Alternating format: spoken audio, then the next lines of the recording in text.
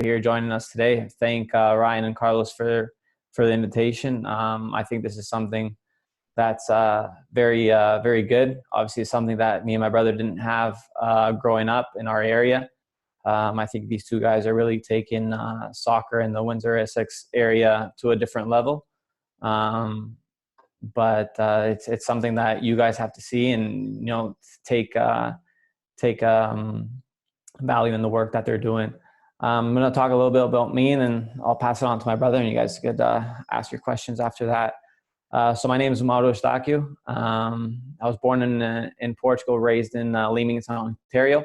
It's pretty much where a lot of you guys are from or know where it is. Started playing soccer maybe at around the age of 4. Played in Leamington for a long time with the Leamington Falcons.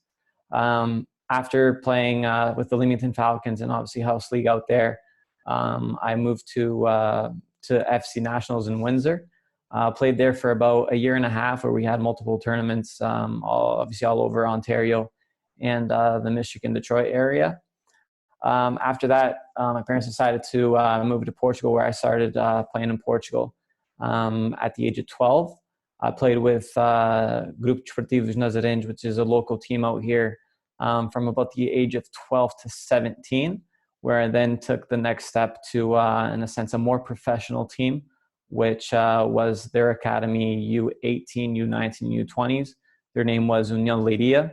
I was part of their youth system. I was there for about 2.5 years before I moved to Ottawa Fury. Ottawa Fury at that time was in the NASL, the North American Soccer League. It's a league that doesn't exist anymore, but it's a league that has had a lot of value, a lot of big teams like the New York Cosmos. I was there for 3 years. After that, I moved out to Edmonton, where I played for a year.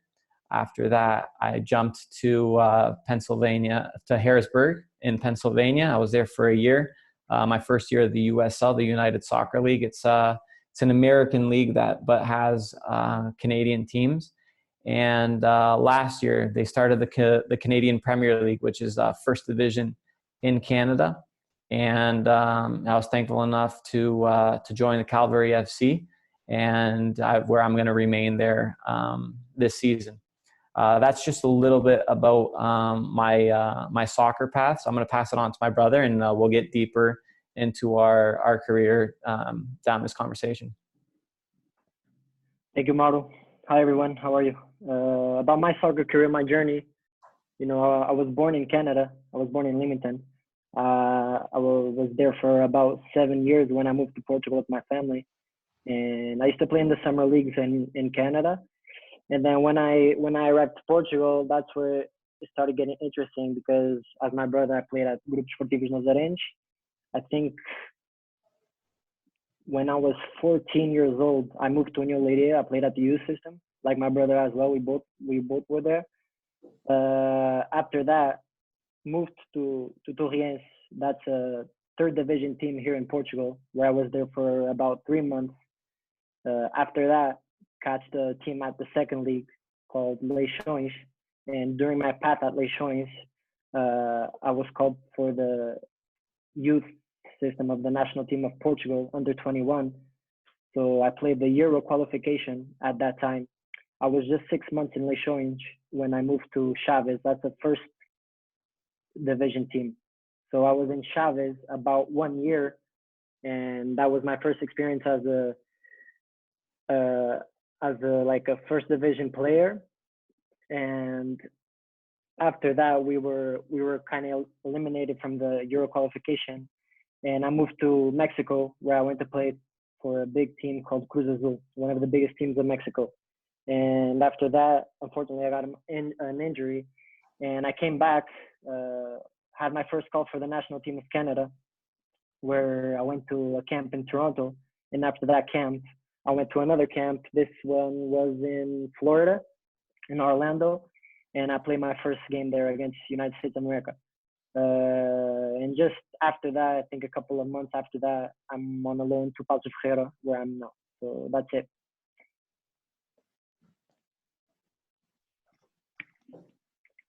Awesome.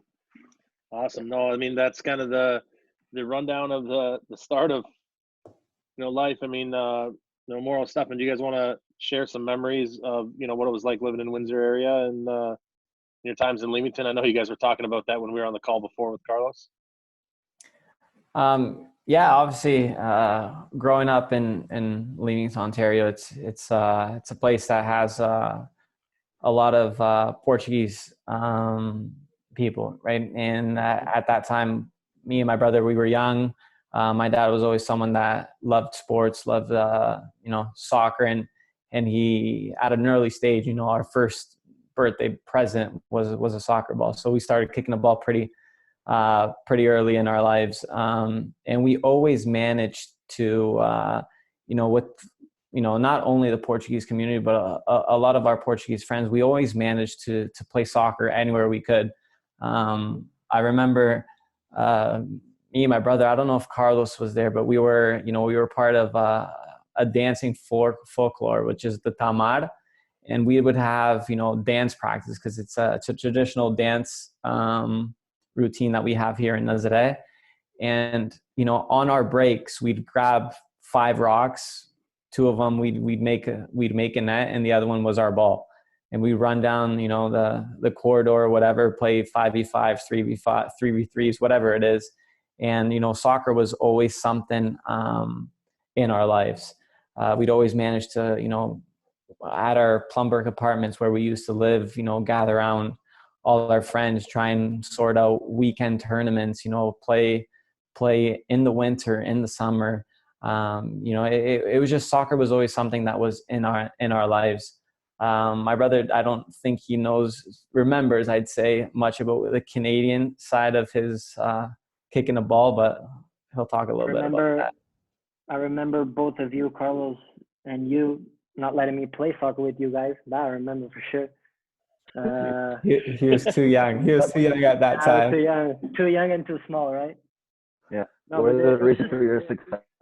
It was 7 years, I remember my school, St. Louis. I remember playing with you guys. I remember FC Nationals where my brother used to play at the time in Windsor, but I don't have a lot of memories there. But it's for sure a place I love, and I love going back. It's actually hilarious because me and Stephen always talk about, we always talk to each other on Facebook or whatever, and we talk about, oh, this is the year coming to Leamington, this is the year coming to Leamington. And I never go. 13, 15 years he hasn't been here yet. I left Leamington when I was 7. Yeah. And I came back. Maybe now is the time to come back. I came back to Canada just once, and that was to go to the camp in Toronto. So I didn't go to Leamington. And it's tough if you think about it. Obviously, when we're kids, it's not much that we think about. But as a parent side of it, we're talking about 15 years ago, where professional soccer in Canada was never a thing, right? You had the semi-pro leagues, and you had the Vancouver Blizzards, the Toronto Blizzards, whatever it was. You had very few teams, and for guys like me, guys that everybody that likes to play soccer at one point, they have that dream to become a professional, right? And you're talking about two young kids that played soccer indoors, outdoors. We broke a lot of jars, we broke a lot of frames, walls, we broke a lot of things at home. But it's one of those things that at that time there wasn't really an end goal, right? There wasn't an end picture where he's like, when I grow up, I want to play for TFC. There wasn't really that dream because at that time the MLS wasn't really a thing. And I think you guys nowadays, the youngsters are fortunate enough to, first of all, have 3 teams in the MLS between Toronto, Montreal, and Vancouver. And then to be fortunate enough to be in an era that the Canadian Premier League is really taking a big step in having their own domestic league for Canadian players, right? And that's something that you guys at a young age, at any age really, if you guys are in a sense focused enough, can sacrifice enough to take it to the next step, there's a stepping ground there for you guys. So I think there's a bright future in Canadian soccer, and obviously having guys like Ryan and Carlos that are passionate, not only about the sport, but also to teach the sport. I think it's, there's a bright future. Yeah, I agree. I think like, because we come from Portuguese families, where in Portugal, like, we breed football. It's something that we did a lot in Canada, but back in the days when we were in Canada, like, we'll play soccer, but the other kids would just like to play hockey or basketball. So it was never a thing, like you said. But I guess, like, it's growing very fast. I mean, I can see it in my national team. We have like a lot of good players. We have Alfonso Davies. That's in Bayern. We have Jonathan David in Belgium. Like, we have Scott Arfield in Rangers. Like, we're starting to like grow like significantly. So I think you guys, all the people that are here, you guys are still young, can make a very good path and help the national team one day. And I hope I can find you guys there. That's for sure. And thank you guys all for practicing the best sport in the world. Awesome. Those are powerful words.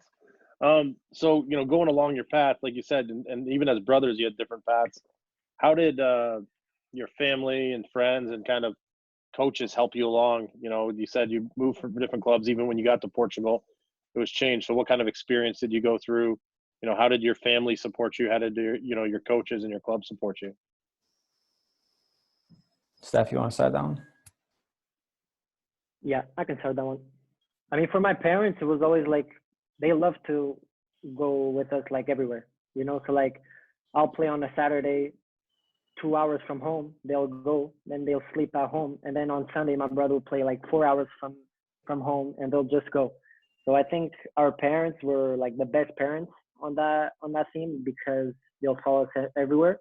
And I think like, for a player or for a kid first, the influence that our parents give us is like top priority. And I think our influence from our parents was like the best. And obviously, like, you know, seeing my father, my mother, or my brother like at the stadium when I'm playing, it's like a boost that it gives you. So I think most of the careers the players make, it's not only for themselves, but yes, for like their family, for the whole, like, to help than to help yourself, you know. So about that, it was 100% in our favor. I think about our journey, at least my journey. I think I was like, it was like stairs, you know, step by step. I was always growing. Move to this club. This club is a little bit better. Adapt. Move to another one. Adapt. Move to another one. Adapt. And that's how I think I grew, because at each stage, different things were coming, and I was able to like adapt quickly, and that what made me stand out from the other players. So I think it's a matter of being smart and having like a good work ethic and adapting quickly. Those are the first steps that make you like grow step by step. I don't know about you, Mauro. I'm gonna pass it to you. Yeah, obviously our parents played a massive role, I'd say, not only a big role in our careers. Obviously, my brother said like when my brother said going 2 hours somewhere, going 4 hours somewhere. In Portugal, obviously, because the country is in a sense way smaller than Canada. You know, traveling 2 hours in Portugal is like traveling 8 hours in Canada. You know, it is a big shift. And my parents would do that. You know, I'd play, let's say, on a Saturday in Setúbal, which is about 2 hours from here. And then all of a sudden my brother's playing up north in Porto, which is 3 hours. My parents would do that. My parents would go, you know, on a Saturday, get home 2 a.m. My brother would have a game at 2 p.m., which he had to be at the stadium around 8. You know, they're sleeping 4 or 5 hours.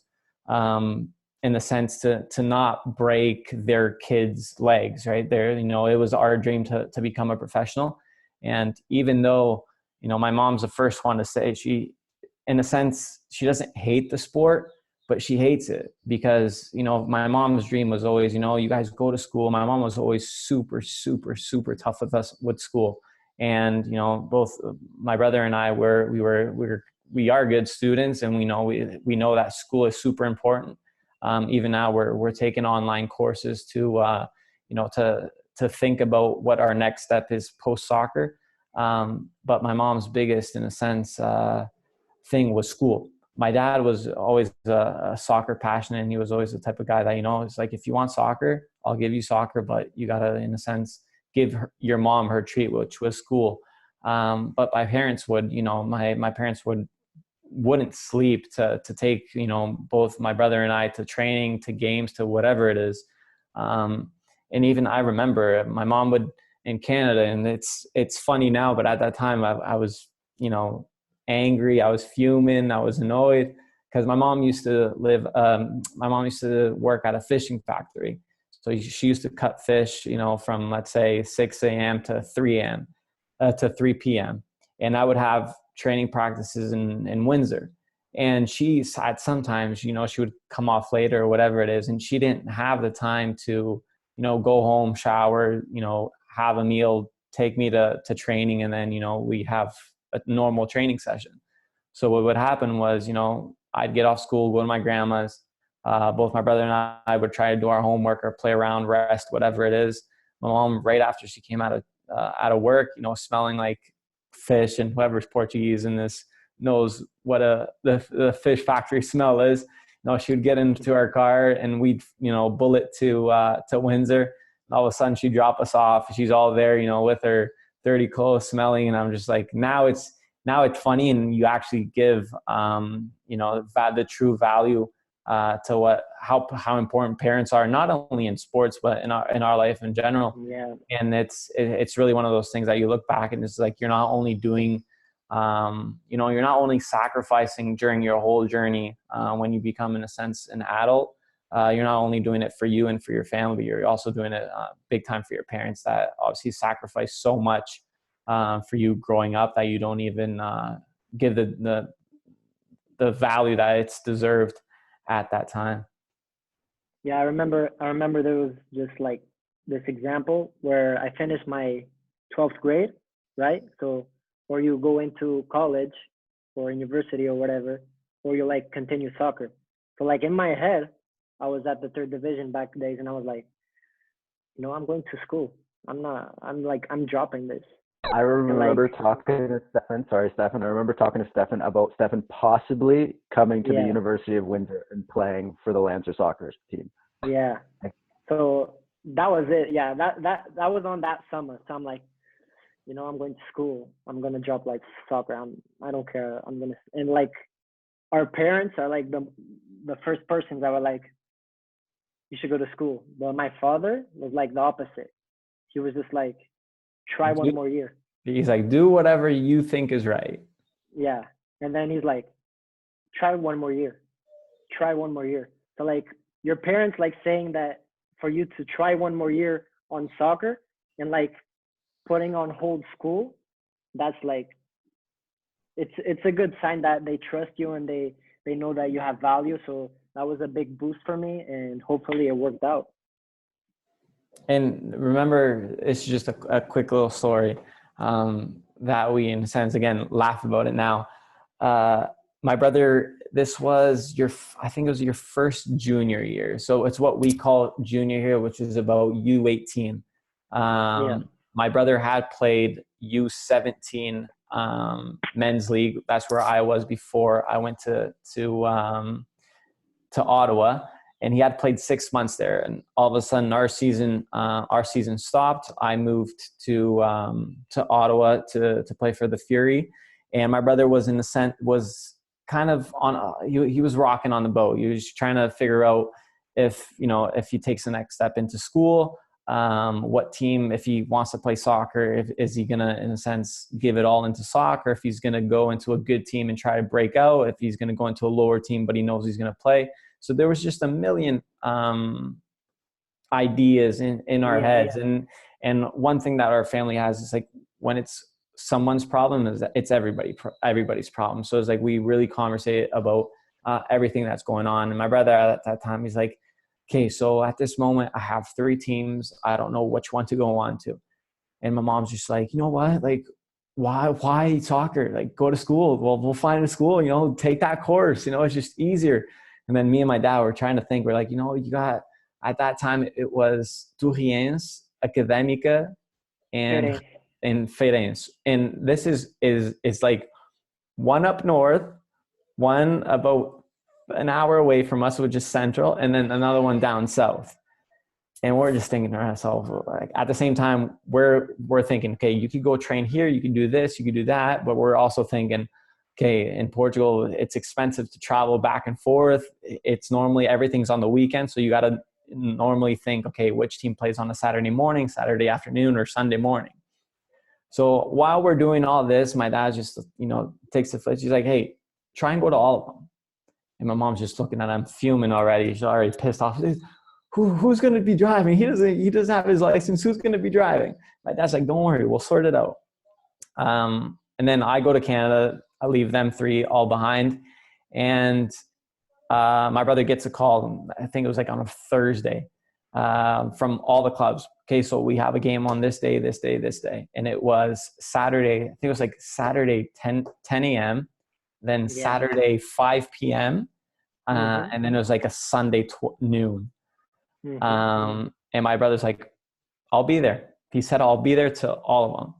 And my brother did 2 games, so 2 90-minute games in, let's say, 6 hours. The next day he went to, I think it was Académica. And at that time he made his mind. He's like, Académica want me to do some tournaments elsewhere. They're not really looking at me. I'm going to cut them off. Fitness was, you know, in a sense, a good deal, but my brother was always, in a sense, he was always a little bit picky. And they told him, okay, listen, we like you, we want you here, but we're gonna like shove you into a house with like 8 other guys, like a 3-bedroom house with 8 other guys. And my brother was just like, I don't know if I like that. My mom obviously was heartbroken to even think about that. And then he actually decided to go to Torriense, which out of the 3 was the least, I wouldn't say least known team, but was in the lower division. He's like, you know what? I feel like they really want me there. The conditions are somewhat better. They weren't great. He'll talk a little bit. He'll talk a little bit about that further down, but they were not even close to good conditions. But he had that feeling that they really liked him. Things went well, and he decided to go to Torriense. And I guess that was, you know, one of his first steps to take it to the next one. Yeah, I did I did a week in Feirense, the whole week. So I played a game for Feirense on a Saturday at 11 a.m. This is north. So I have a game at 5 p.m. south. So we end the game. We go down, me and my parents, we go down. We stop at McDonald's. We have lunch at McDonald's before a game. Don't go to McDonald's, but I went to McDonald's that day. And I ate McDonald's, and I went to the game at 5 p.m. and I played another 90 minutes. And the guy was like, "We want you." And I'm like, "Yeah, I want to stay." So that was it. That's awesome. That's an awesome story. Boys, we're just going to do a quick little rapid fire questions maybe the kids can make some connections to you guys. So I'm going to ask you 12 questions real quick. Just think of the first one that comes to your head. And Mauro, you can answer first, and then Stephen answer right after, okay? Yeah. All right. Favorite player growing up? Lucho Gonzalez. David Silva. Favorite current player? Tony Kroos. Thiago Alcantara. Best player you've played with and against? With Richie Ryan, against Raul Gonzalez. For those of you who don't know, Raul Gonzalez, Real Madrid legend. Go on, Steph. With Scott Arfield from Rangers, and against Brahimi. Nigeria? No. Algeria? No. Algeria. National team. Yeah. Proudest accomplishment? I'd say national team youth system. Cool. Yeah, national team. National team, for sure. If not working as a professional footballer, what would you be doing? Try to be a coach. Okay. Nothing. I don't know. I don't know. I'm sorry. I'm sorry. If you could be a professional in any other sport, what would it be? I'd say tennis. I love basketball, so yeah. Okay. Favorite song or musician? Arctic Monkeys. Drake. Okay. 3 more. Favorite TV show? Peaky Blinders. Hey. Breaking Bad. Okay. Favorite movie? Gladiator. Nice. Oh, Deja Vu. Okay, and last one. Most used app on your phone? WhatsApp, for sure. Yeah, WhatsApp. Yeah, for sure. Okay, cool. Yeah, you guys love the WhatsApp. Yeah. Yeah, there's just so many groups going on. All right, thanks for that. Carlos, those are great questions, man. I'm excited for the second part of that now. All right, so for you guys talked about family and stuff, and it's funny, Mauro, you said if you would try to coach, which I thought was funny. There's a lot of coaches on there actually that are trying to coach. We're still trying to figure it out. It's learning every day. That's part of the process. So can you guys kind of talk about other role models or mentors that have had an impact on you? And if you had any advice for coaches that are talking, what would you share with them, through your experience? For me, I'd say I had 3 main people that, in a sense, taught me a lot about soccer. I put 4, but 3 in a sense are soccer specific people. First, one of them is Mark Dos Santos. He's the coach of the Vancouver Whitecaps. He was the first one to give me the opportunity to become a professional in North America with the Ottawa Fury. He is someone that you speak to him, and not only that, I don't know if he was lucky during the 2 years that he was with me, but everything that he said ended up happening, between the, focus, hard work, get everything done, just the whole way those 2 years were planned out for myself, for the club, for him. Everything worked out. He's not only a soccer coach, but what I believe in sports is fundamental is being a good person. And when I say being a good person, yes, sometimes we do have to be hard with each other. We do have to be honest with each other. But one thing that he taught me, and it's something that I take for my, with my life, not only soccer related, but even outside of soccer, is everything could be said, just depends on the way you say it. So you could be honest with everybody. You could tell them, where they're good and where they're bad. It's just that you have to know how to have that communication with them. I think Mark Dos Santos is a phenomenal coach. I think he will do well at Vancouver, and he's just someone that Canadian soccer will hear about a lot, because he's not only he's a true professional, and he's just obsessed with hardworking people. He's just obsessed with the game, but he's also very passionate. He has a good heart, and I think that's what you could be. Hardworking. You could do everything well, but if you have, in a sense, some type of evilness, or you want to betray someone in your heart, things will end up falling. Second one that taught me a lot of about life in general, and as someone that had a great career, was Julian De Guzman. For you guys that don't know about him, he was, for the longest time, the Canadian national team captain. He played in Coruña. He played in München, Hanover. No, his brother played for Villarreal, but he played for Hanover. He played professionally in Europe, and he has over, I want to say, 500 professional games in La Liga in Germany. Someone very, very rated. And he told me, he was always talking about me, and I was like, Mauro, be smart, because our game, you know, at 35, you're done. He told me something once, and I'll never forget it. He's like, soccer players and soccer coaches, everybody's like a gum. When you put a gum in your mouth, when that gum loses its flavor, you're getting thrown out, and a new one's getting in. So he's like what he says with the players. He's like, you know, they'll use you, they'll play you, but and then when you get to that age, you know, you're between your 32s and your 35s,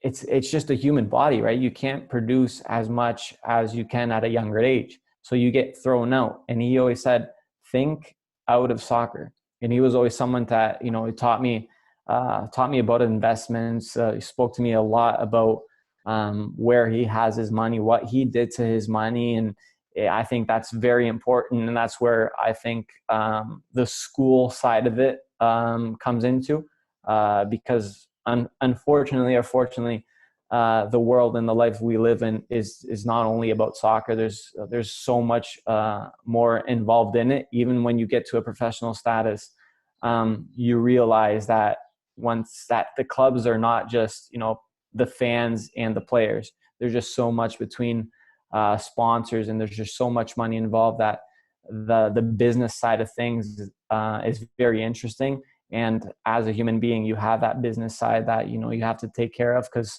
obviously you have your playing life until you're 35, and then your secondary life, let's say, starts from 35 to, you know, 70, 80, 90, 100, whatever it is.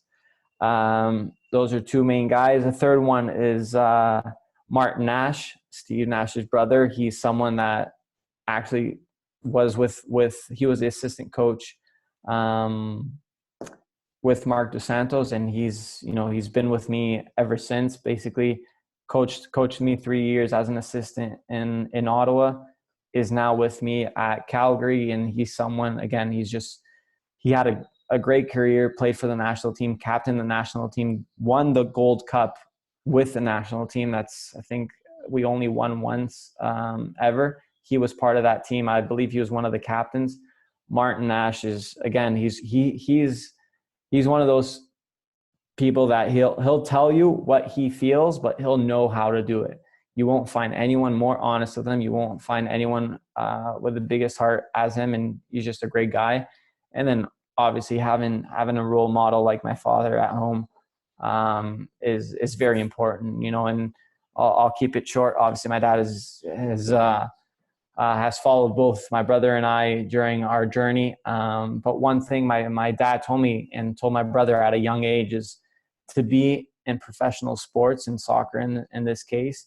He always said, you don't only have to know how to play soccer. You have to know how to be in soccer. And I think this message from him was the biggest message that he gave us for our career, because like you said, you don't only have to know how to play soccer, because if you know how to play soccer, yes, you're going to start games, you're going to score goals, you're going to assist, everybody's going to think you're the best. But how about those days that, you know, you're on the bench?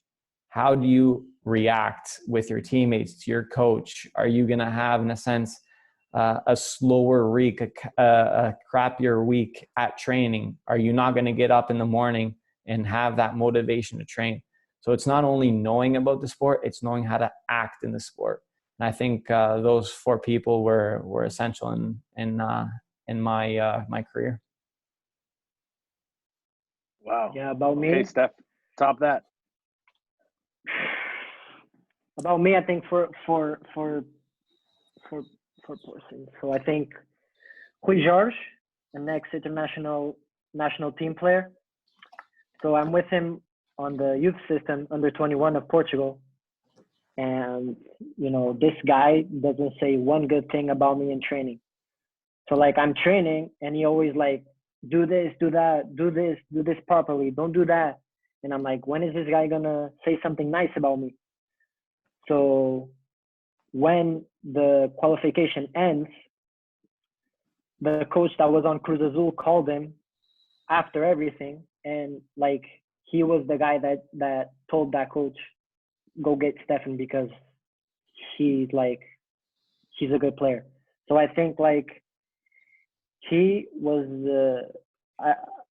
how can I say this? Like, he didn't show that he liked me in front of me, but like when somebody else asked for his opinion on my side, he like said everything well. So I have He to always thank had your him. back. Yeah, I think that. I think I have to thank him. I have to thank Luis Castro, Chaves coach, my first coach from Chaves. So I arrive on a Tuesday. We have a game on Sunday, and Luis Castro on a Saturday, he just asked me, "Are you ready to play?"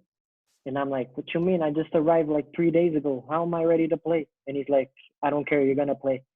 So like putting a 21-year-old footballer like came from second division, already in the first division field, and not being afraid of like him failing or something. I think that was one of my big steps for me to like be a good player in that sense. The third one, I'll have to say Coach John Herdman from the national team from Canada. So he called me to join the team in 2018, I think. I was in Chaves, but I was with Portugal. So back in the days, I told him, Coach, I can't join the national team because I made a commitment with Portugal, and I just can't do that. I can't like leave Portugal and just join the Canada's men's national team.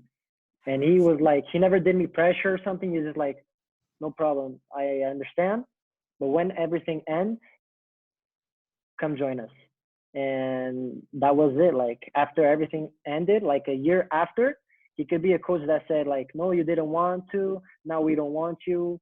But that wasn't the case. Like he waited for me, and now I'm honored to be part of the team. And of course, my parents, as Mauro said, everything he said is correct. I think my parents were a big influence in my soccer career. About the advice, one advice I want to give the kids that are here, and kids and youngsters, is just don't talk back to coaches. It's not going to get you anywhere. I think you guys can think that what he's saying is not right, but just keep your mouth shut and just continue training, continue working. If you have like something to say, wait till the end of the practice and go by yourself, meet your coach, ask him politely what you have to say. Don't talk back during training. Don't think you know everything. That's not true. Okay? Don't make that mistake. And one advice I want to give to the coaches is that everybody has value. The players that play 60, 90 minutes, the players that don't play, the players that are not going to the game, everybody has a certain value to add. So you have to respect every player the same way. Like it's the same for every player. So don't, what I want to say is don't think that that player doesn't deserve respect because he's not good enough. That's the wrong thing to think. Well, I think that's really powerful message from both of you, and obviously your family values and about respect and gratitude really come through in those messages. So thank you a lot for that, and I'm sure everyone else appreciates that too. Just because I've been getting some questions, so if you have any questions, you can put them in the chat on the bottom. We have a little bit more before we get to the Q&A, but feel free to throw them to me. They'll go to me, and then I'll be able to ask them. Can you guys walk us through maybe what one of your favorite experiences was, like one of your highest highs? And then can you take us through, I know we touched on this, some ways you've come through adversity. You guys have both had adversity in your careers, in your lives. Do you want to share, what it was and how it got you through? So also, high, and then a moment maybe where you fought through adversity. Steph, I'll let you start that one. Fala tu primeiro. So I'll start that one. So I'll start with my highest, or the moments that really got me to really made me happy and really made me think that I had a value, and all the work that I've been putting through during all these years really made sense. I'd probably have to say my third year as a professional. A lot of you probably are thinking, well, prior to that, you were called to the U20s and the U23s national team. And yes, all those moments were great.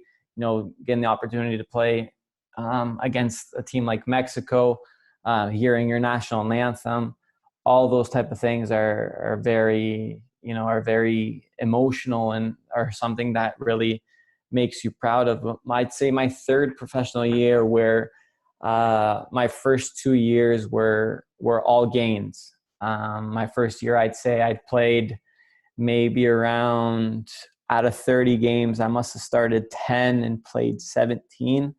My second year, I was fundamental, where we won the spring season, got the team to the NASL finals, played that final maybe in 36 games. I must have started 32. And then that third year, Mark Dos Santos at that time went to a different team, and we got a new coach called Paul Dalglish. A lot of you guys might know his son, his father actually, Kenny Dalglish, a big legend at Liverpool. But Paul came into the team, and like everything, obviously every coach has their players. And he was a coach that previously coached in the USL, had his players, and brought a bunch of new guys in. And at the beginning, those first 10 games where he put all his players playing, just weren't going well. And like my brother said, we have a lot of the same mindset. We dig deep, we keep our mouths shut. And whenever we have to open our mouth, we ask politely, and, we ask questions. We don't offend anybody. We don't say that they're wrong, because at the end of the day, your coach wants you to do well, wants the team to do well, because that's the only way they're going to be seen as people that are doing well. And during those 10 games, I believe we had like 7 losses, 1 win and 2 ties. And, I kept on fighting. And, there was one meeting that he said, is there anybody that, wants to talk to me? The door's open.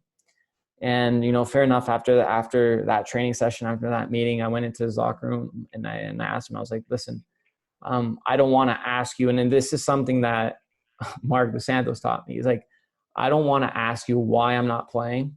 I don't want to ask you to put me playing, and I don't want to force anything onto your table. The only things I want to do is I want to know where I have to improve to start playing on your team. I want to know what I have to do better as a player to play on your team. Because at the end of the day, players, yes, you are very, very valuable, but it's the coach that manages everything. So he's the one that he's going to, in a sense, teach you to do well so you could do well for the team. And I had that meeting with him, and after the meeting, he was shocked. He was like, I'm shocked how a 22-year-old has enough maturity to come into my office and, not flip cups, not, stomp into the table and start yelling, whatever it is. He's like, this is what I want to do. This is where I want you to improve. And fair enough, 3 games after that, I was a starter on his team. Obviously, our record couldn't be worse than what it was, but it improved. And, I think that's where a moment where I saw and I thought to myself at home, I was like, you know what? I do have value. I do have what it takes to, in a sense, be good when things are going great, but also be good when things are going wrong, and be mentally tough enough to overcome anything that's in front of me. You want to talk about my lowest? Yeah. My lowest for those that know me, I'm currently on my second ACL injury. I had my left ACL blown out, completely torn in 2018, and last year I did my right ACL.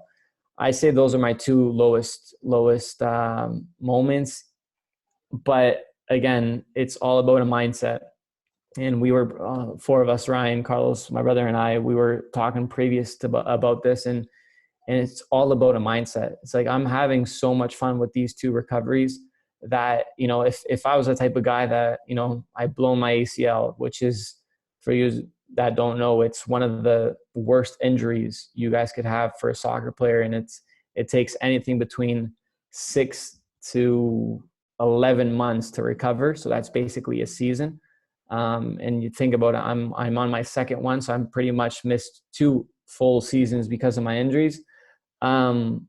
It's a mindset. If I was the type of guy to, come home, sit on the couch, cry, why me? Why this? Why did this happen to me? And then why didn't it happen to the other guy? He's like, it happened to you. So might as well just suck it up, look at yourself in the mirror. Okay, what's week 1 having planned for me? Okay, this is what you have to do. Go to the gym, 2-3 times a day. So be it. If you want to go back and play soccer and, do what you love, you got to do it. If you don't, that's a whole complete different story. That's if you just want to have a normal life, go to the gym once. But if you have, the motivation, if you want to do what you want to do, you only depend on yourself. And I'd say my lowest moment was my injury, but at the same time, I don't like to be negative. So, when you do have an upset, it's all about the mindset. It only depends on you to make it change. Steph? Oh, those are great words.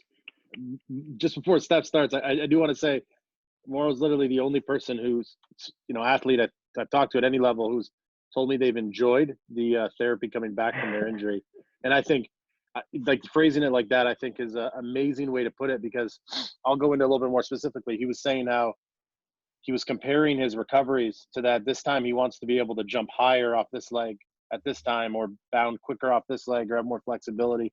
And I think embracing that kind of workout on his way back is a great way to do it. So I just definitely commend you on that. And I think that's a great message about mentality to the kids, is instead of making a negative to making it a positive challenge and a game for you. You said it's a game for you. Okay, I'm 3 inches higher on this time. Can I get further? I think that's awesome. That's the best way I've ever heard a recovery put. So any players, I know we have some older players out there who are dealing with injuries. I think that's a great way to phrase it. So thanks, Mauro, for that. And I'll tell you something just before my brother starts. It's not easy. I'm not saying it's easy. I'm not saying that, you just got to do it or go 3 times to the gym or, run 10K a day, whatever it is. No, it's hard. There's days that I don't want to leave the house. There's days that I just want to I just want to be at home for, in the bed for 12 hours. Like, oh, you know what? I'll just wake up the next day. But no, it's you gotta be, you gotta do it. It's like, we use the expression here. It's like watering a plant, right? If you don't water your plant, for 1 or 2 days, the results that you're supposed to have in, 2 or 3 weeks won't be there. So if you do skip that, that Monday, that Tuesday, that Saturday or Sunday that you want to skip because you want to go play with your friends at the park, that will haunt you. So it's all about discipline. Steph? Yeah, about me, I think like the moment where I saw that I had value was when I was nominated Player of the Month here in Portugal when I was in Chaves. So, like, I'm not at that level yet of being like in a top team of Portugal, but like being a Player of the Month in the first division, it's like something you should be proud of, because, I mean, you can get lucky in the training in 1 game, but I think for a month you can't get that lucky, and it means that you have value and that you were a better midfielder than all the midfielders that were out there. We talk about Porto, Benfica, Sporting. So every midfielder in that month, you were better than them. So that's where I hold to on. I think I'm not on that level yet, but it was one message for me that it tells me that I can get there, and I'm working on it. I think I had a torn ACL as well. My brother. So I think, what was the story? So the first one, which minute of the game? I don't know if it's a good story or a bad story, but I tore my ACL on the 88th minute, my left ACL. And they say, again, there's a recovery time for it. But I recovered pretty well on my first one. 8 months in, when I almost got pretty much my clear, my brother had a game and tore his left ACL at the 88th minute of the game as well. So he completed his rehab in January, I think, and I tore my ACL on January. Yeah. He turned his ACL in the 88th minute. I turned my ACL on the 86th or 87th minute. Yeah. He turned his left ACL. I turned my left ACL. And that's how it works. And it's just a weird world we live in. The week I tore my ACL, we had played. Our schedule was game on Wednesday, game on Saturday, game on Wednesday, game on Sunday. So the way the coach broke it down, so there wasn't, tired legs out there, was you'd play a game, rest one, play the other two if you had to. So what happened to me was I played that first game, played complete 90. Like that Saturday game where I wasn't supposed to play, we were winning 3-0. So I could have easily just kept my bum on the bench, warm, wouldn't have to play, easy. But unfortunately what happened was, the coach thought he needed me out there, and, I was happy enough to go help. I came in on the 82nd minute, 88th minute, I tore my ACL. And then my brother's story is also just crazy, because what happened was you started that game on the bench too, right? Yeah. First couple weeks in Mexico, started the game on the bench. Came on, I believe, the 70th minute. I was watching that game. It was like 3:00 in the morning here in Portugal. 70th minute, he gets subbed on. 75th minute, he gets a red card. So picture this, 70th minute, he comes on, 75th, he gets a red card. Supposedly, he's out for the game. Yes, you get booed by the fans. Your coaches may be pissed at you. Newspapers all over are going to talk about you, whatever it is. They go to the VAR. They realize that his foul wasn't enough for a red card. They take his red card away, give him a yellow. About 10 minutes later, he's tearing his ACL. Yeah, bad luck, I think. It's crazy. I think it's a very bad moment, like the recovery and everything. It's painful. It's like so long. It's about 6 to 11 months, as my brother said. Mine took 8. So it's like one season. I think it's the hardest moment, but I think it's the moment where you gather more knowledge about yourself and about everything else that is around you. So I think an injury that is that long, if it doesn't finish you, it gets you back stronger. That's what I think. And I think my case is like, it's an example of that. Like, I think I got so much better in the game. I know the game better. I know myself better. I know myself better. I know what I need. I know what I don't need. And back in the days before my torn ACL, I was just like, yeah, I can wake up and just play soccer. Nothing is going to happen to me. The problem is that if there's no preparation, or, if you don't know your body or don't know how everything works when it comes to like preparing yourself, bad things can happen. And I think today, me and my brother, we're so much more ready to play here, play there. Our body is developed in a certain way. We're balanced. We have our muscles balanced. We have so much more knowledge now than before the injury. So I think if it doesn't stop you, it's gonna get you stronger. That's for sure. No, I definitely think that's awesome. I got one more question, kind of going off of that. I know we talked about this on our first call we had last week. How have you guys been dealing with the isolation? I know, Mauro, you're saying you're rehabbing. What have you guys been doing? I know, Steph, we talked a little bit about what you've been doing. What are you doing to keep busy? What are you guys doing to keep fit? And, how are you handling it mentally? Because I know we're kind of all in this together. So I've been asking everybody this question. Steph? You want me to start? Yeah. Okay, so one of the things that we have is like a daily program that our teams give us to do like at home. We can't train at the facilities, of course, but we can do it at home. So like that workout is to do in the morning. So we wake up, eat our breakfast, do that training, that plan that they gave us, have lunch, and then if somebody wants to add me on Call of Duty Warzone, everybody can add me. We can play sometime. That's for sure. Oh, you're gonna get a lot of requests for sure. I know there's a lot of Call of Duty players on this. Just message me. We'll catch some Call of Duty if you guys want. Look at that guy, he's just cheering up. So one thing I did for sure was I bought a smartwatch, you know, to see how much calories I burn, see how much steps I do during the day, just to keep everything balanced. I bought como é que se diz balança? A balance. Sorry. A weight. A scale. Scale. Yeah. So I bought a scale that gives me, you know, my his muscle mass, his fat exactly. gains, all that stuff. Yeah. So it gives me all the details that I need to know to see if I'm balanced through this quarantine or not. So like if I see like some numbers going up, I can check it on my watch or on the scale if that maybe I have to lose or work more on this day or eat less on that day. So that gets me very balanced. I know because in these days, because you don't practice at the field and everything, so you lose a lot of muscle, right? And you start eating because you're near your fridge, so you have all the food you want near you, so you start eating like it's dumb.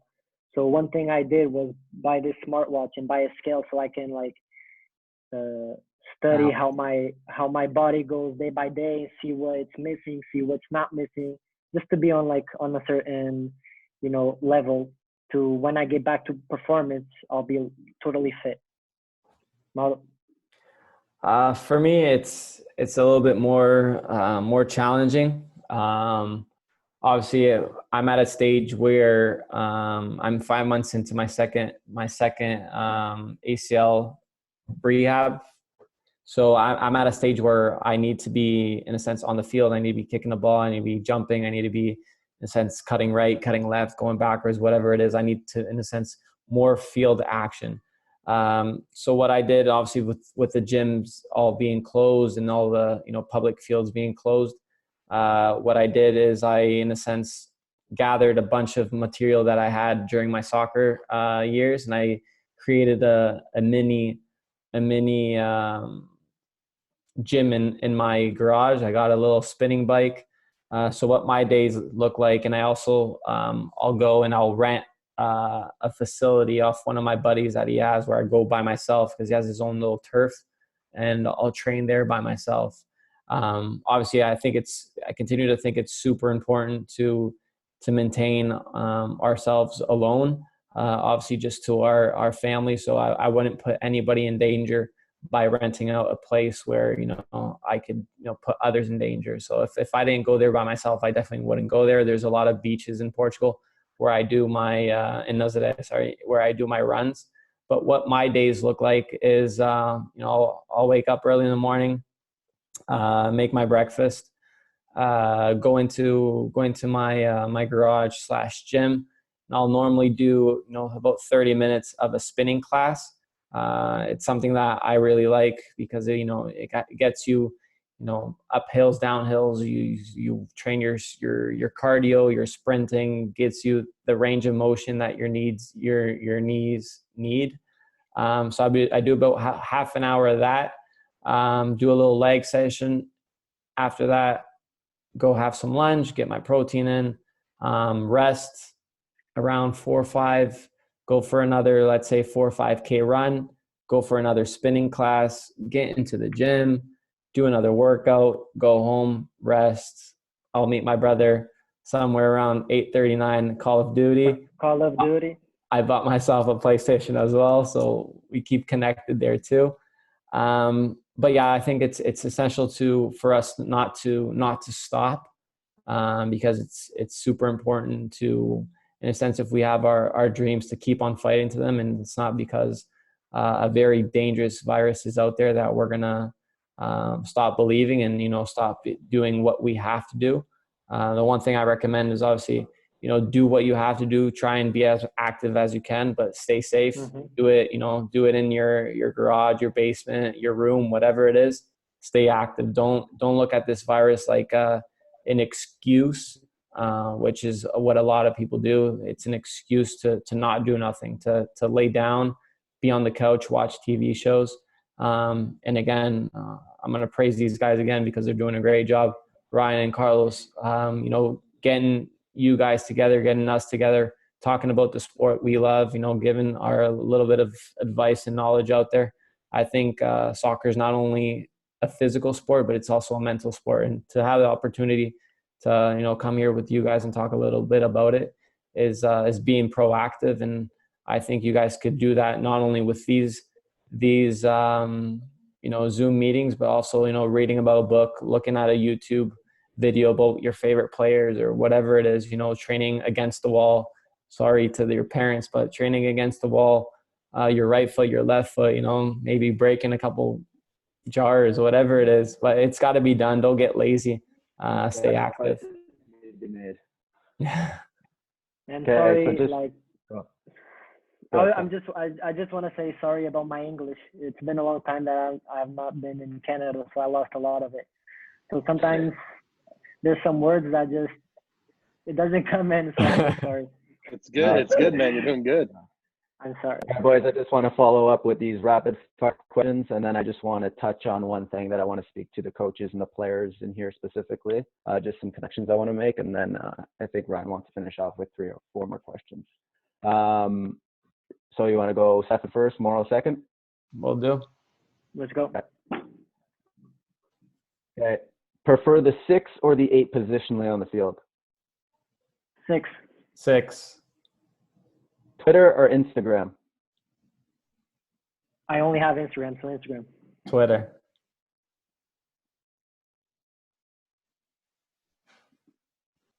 Carlinhos?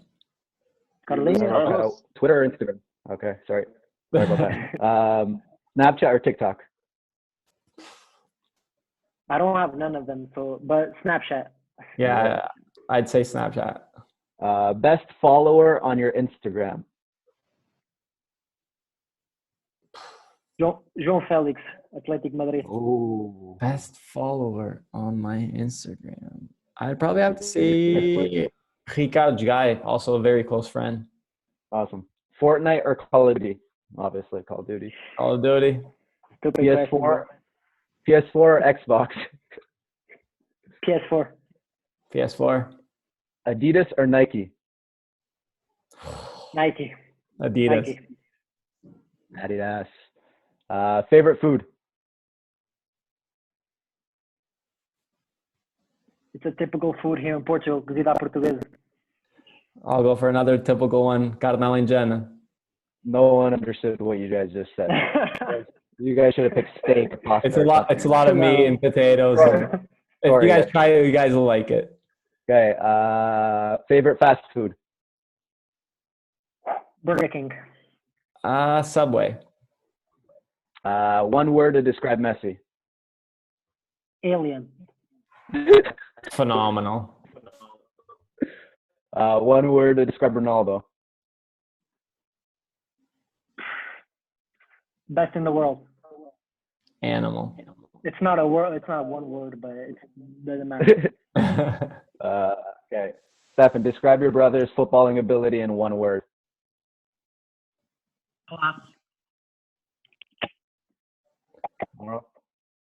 What did he say? I didn't even hear him. Describe your brother's footballing ability in one word. I think you said. Passionate. Okay. And last one. Think of one word that best represents your brother overall. My AirPods just turned off. So one word to represent my brother. That's hard, bro. Okay. Nothing. I'll go dedicated. Good. Amazing. Awesome. Good. Thanks for that, guys. Just real quick, a little connection I want to make. A lot of the older coaches a lot of the older teams to coach, I like to make these connections just from knowing Mauro and Stephen so well. I've played with both of them. We Mauro's been down a couple of times. He's run some training sessions with us, and hopefully we can continue that through the future with Stephen and Mauro when they come by. The connection I would make with my players is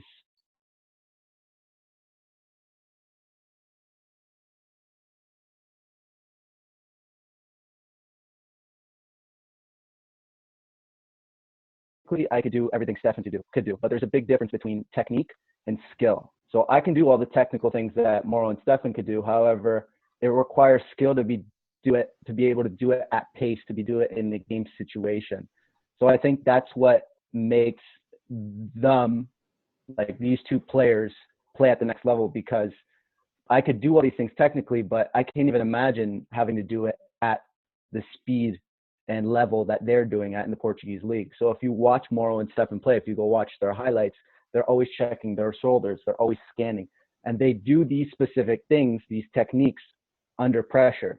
And that's the difference between having technique and being skillful.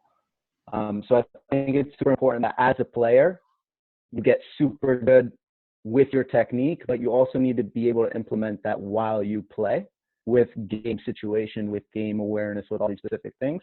And then as a coach, it's super important that your players are technical, but you have to put them in an environment where they're using it in a game situation, and they're making decisions. And I think that's where these two players excel the most. They're not the most physical, they're not the fastest, they're not the strongest. However, the way that they think and their decision making, their technique and their skill really shows when they play, and that's why they're the players they are. So just take that into consideration. As a player, I need to be very good technically, but I also need to be very skillful and make decisions while I'm on the field. One thing, I'll just add one quick thing there, Carlos. Obviously, you guys realize that I really enjoy the whole coaching side of things, and I like analyzing games, and I just love the sport, and I'm dedicated to it. But the one thing I'd say for the coaches is keep everything game related. You know, what's the advantage? Because you got to think on a player's perspective, right? What's the advantage of doing a finishing drill, having one player on the post, and then having a line on the 18-yard box, where the guy on the post is passing it to the 18-yard box, then that guy is, taking a touch, looking at the net, taking another touch, looking at the net, and then shooting. Like, how many times is that going to happen in a game? One, if that. We as coaches of the game, and as wanting our game to, in a sense, take that next step in a country where soccer it's not the main sport, it's not the king sport. When we do those type of exercises, when we run away, when we, in a sense, get lazy to take exercises away from game reality, game specific, we're on that curve that is not allowing the game to take it to the next step. And I think everybody, you're losing an hour of your day today to hear two brothers talk about, the game that we're so passionate about. I don't think you guys are lazy at all. And I think that's just an advice to keep you guys sharp. And it's the same thing with me. I love coaching kids, and, I hopefully want to coach, get the chance to coach at a professional level. And it's all about keeping it realistic. It's all about keeping it game realistic. It's like, okay, you're going to receive the ball, but how many times are you going to receive it and you're going to be able to, take 5 touches, look up, then pass it? No, you're going to receive it. You're going to have to give it first touch. You're going to have to receive it with your back foot. And I remember my brother said so many times during his Touriense, his 3rd division, you're talking about an 18-year-old. He would take it monthly. He's like, no, this week I'm gonna work on my épaules, which we call is like our back foot. It's like, okay, receiving back foot turning, not receiving front foot, taking a touch, turning. And it's all about processes. It's all about cutting processes and being able to do them well. It's like all those big players. They try and do the step over. But it's step over, cross. It's not step over, touch, cross. It's not step over, shoot. It's step over, shoot. It's all about being quick and being game realistic. And for the coaches, that starts with us, right? Because like my brother said, everybody looks up to their coach. And if we don't dictate that in practice, we can't expect them to do that in games. Oh, awesome. I think that's great. So I've kind of combined the questions, all the questions that have come in to kind of two key ones. So the first one is about, from you as a player, how did you know, like, you kind of knew when you went pro, was there a certain age? Do you think there's a time where it's too late, where guys are already into school, and what is what's the breakdown around you in the leagues you play in? So is it all younger guys, all older guys? Guys, there's players on here that talking about those opportunities. But how could you speak to that about where the CPL is or where things are in Portugal and around the world? Do you guys want to talk about how and when you knew to go pro, and what other journeys have you guys seen, from other players? I think nowadays, especially in North America, where all of you guys are from, or most of you, it's all about opportunity. It's obviously about mindset. It's about talent. But since the game is growing there, there's always, in North America, they love a playoff. They love a draft. It's everything in a sense. It's all about the show. So players tend to become professionals in a sense at a later age. I turned professional at 20, but I have friends of mine, ex-teammates that turned professional at 25 because they went through the whole college draft system. I say for me, that first step to FC Nationals in the Windsor area was a big step for me. It was when I realized that in a sense I had value. Obviously playing in Leamington, we had a bunch of talented kids playing out there, and we had a great teams coming through the Leamington Falcons. But to be able to, in a sense, go to Windsor, which was in a sense like going to a big thing at that time, and going to FC Nationals, being able to, in a sense, break through FC Nationals, play games, not only, be there, but, be a big part of the team. It was something that I put in my head. I was like, you know what, I might be able to do this. And we're talking about, I was maybe 11, 12 years old. Obviously always had school in the back of my head due to my parents. Then I went to Portugal, played for my hometown here. But I say when I went to União Leiria, which at that time was a first division team, their youth academy. And again, I was able to break through, and I was able to get there into play. I think that's where I really put in my head. I was like, you know what, I'm gonna take this serious. And, I'm gonna do things properly. I'm gonna, hit the gym, start eating well, start resting well. I'm going to have sacrifices, which I had, not being able to hang around my friends on a Saturday or on a Friday because I had the game the next day. And those are all things that paid off. It's not things that you'll see in the next month, in the next 2 months or 3 months. But it's something that if you do consistently, if you dedicate yourself to it, it'll definitely, it's like flowers. It'll come up sooner or later. And I'll pass it on to my brother after this. But funny enough, my brother was, again, like I said, I described him in one word, which was dedicated. And my brother quando é que estagiaste no ginásio? 15? Yeah. At 15, my brother was taking we call it here, it's like a sports course where you have to go you have to go work at a place for about 6 months, like an internship. And my brother decided to go, like I did that as well, but I decided to go into a soccer club. So I was analyzing their soccer coaches. I was analyzing all these type of things. My brother, in a sense, sacrificed being around a soccer team to go into a gym. And his thought process was, well, he was always known to be someone small. My brother, he was 16 and everybody thought he was 11. He was super small, super thin. My brother's like, you know what? I am small. I am thin. It's just the reality of things. So how do I fight against this? And my brother took that internship to go into a gym at the age of 15, just as you guys, so you see his mindset. He went into the gym. Let's say he started working at 10. At 9, he was there. He was there for an hour, did all his workout, did all what he had to do for 6 months. After those 6 months, he started playing, he started feeling his body was different. And he went on another weird, but definitely good thing that he did was my brother went, I want to say 2-3 years without eating anything fried.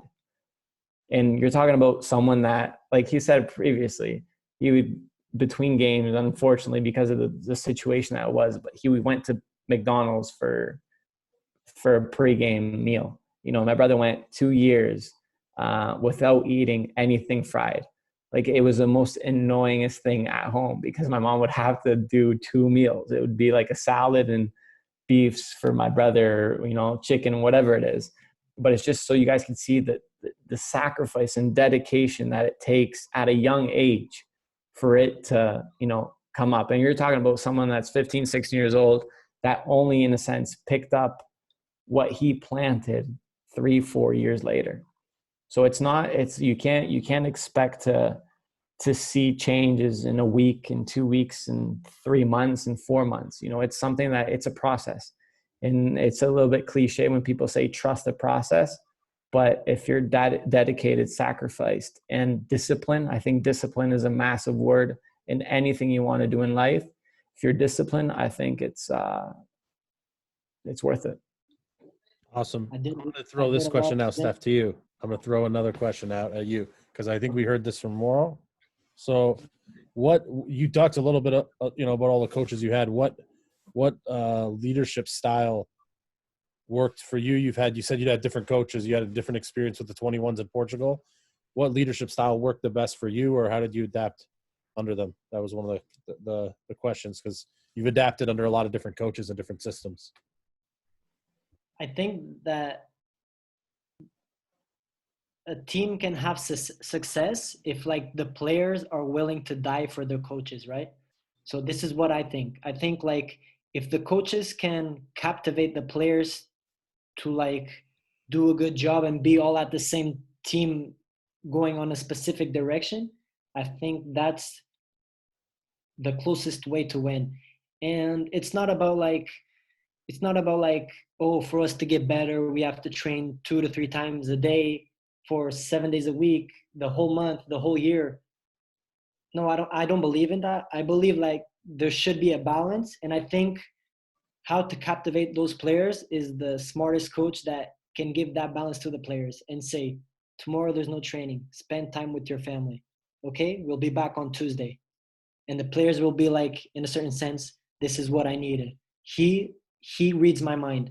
And I think that the coach that can do that is the coach that, when it comes to, like, working on the field and in the games, is going to get the most success out of the players. Because I met a lot of coaches that didn't understand the players. First, I think, so this is a thing. I think a coach is a better coach if he, on the past, was a player. Why? Because he understands the mindset of a player. He knows what the player needs now and after. So if a coach wasn't a player never, I think he's gonna have a little bit harder time to understand the player. And I think the coach that understands better the player at the specific time is gonna have the most success. That's what I think. I think that's awesome. I think that's awesome. It's a good message.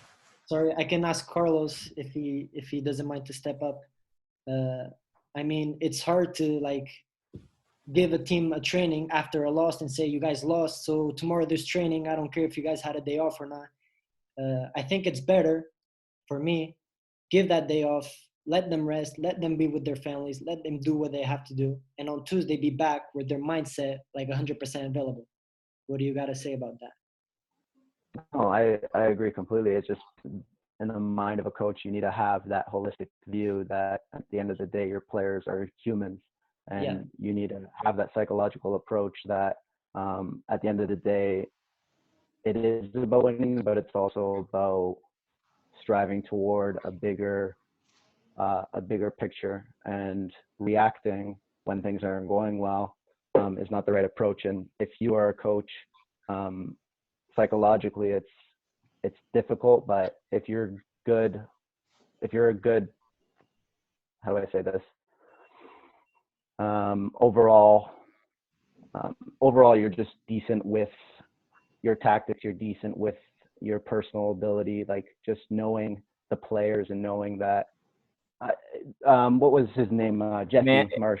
Managing. Yeah, it just the player management is what it's all about, I think. I think soccer is what I do and not what I am. Absolutely. I think it's a great message. So, yeah, to kind of wrap it up, I mean, I guess I'm going to leave it over to you guys, Mauro and Steph. And Carlos, do you guys have a lasting message that you want to give in the last couple of minutes to the group? You've been generous with your time. This is probably, from a player standpoint, two professionals and guys who represented their country, to give an hour and a half on a Saturday, is awesome. We're so grateful. So if there's anything you guys want to leave us with, No, I just want to, on behalf of my brother and I just want to obviously thank you and Carlos for having us. Anything that you guys need, obviously being from the area and growing up in the area, anything that we can give back to community to see more players at a professional status, players and coach to get there. Anything that you need from us, obviously our arms are wide open to help, to give advice, to put you guys into contact to other people, to grow, to in a sense almost motivate you guys to take your lives into that next step to get that status. More than welcome to text us, whatever it is, on social media, and we'll get back to you guys when we can.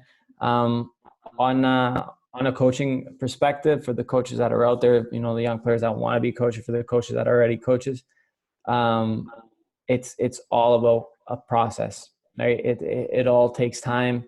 It all takes motivated, and it's one thing that my coaches now, both Tommy Wilden Jr. and Martin Nash, what I see in them is they want to move the sport.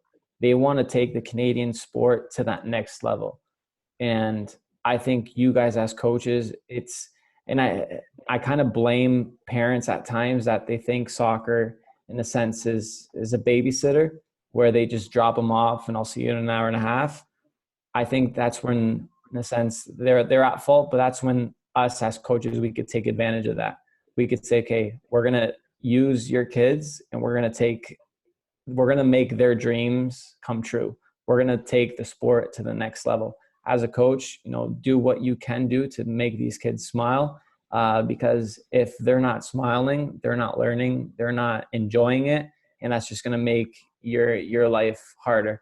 And I say this at a youth program, and it's also at a professional level. If your players aren't happy, they're going to haunt you. Your sessions are going to be horrible. You're going to have headaches.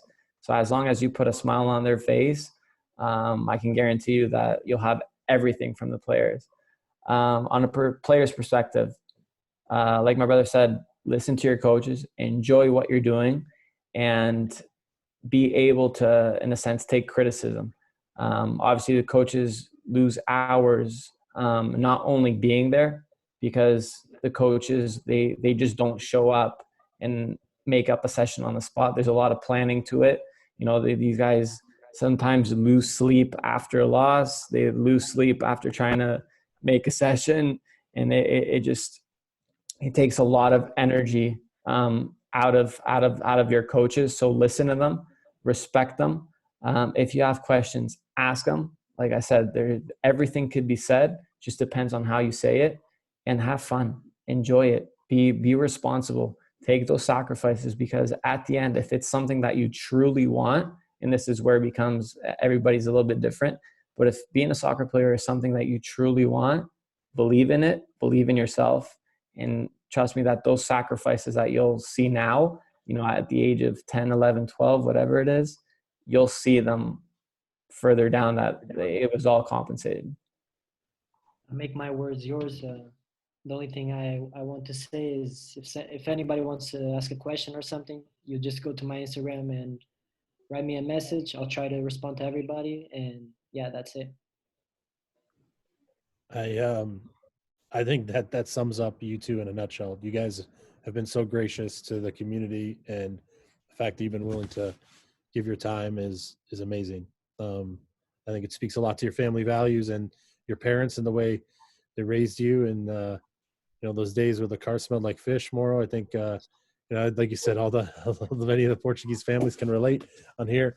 Yeah. And, you know, like Stephen said, any follow-up questions, like they've been super helpful. You know, really grateful. And thank you to Carlos and to Leamington United to be able to put this on, you know, along with us from Tecumseh Soccer Club.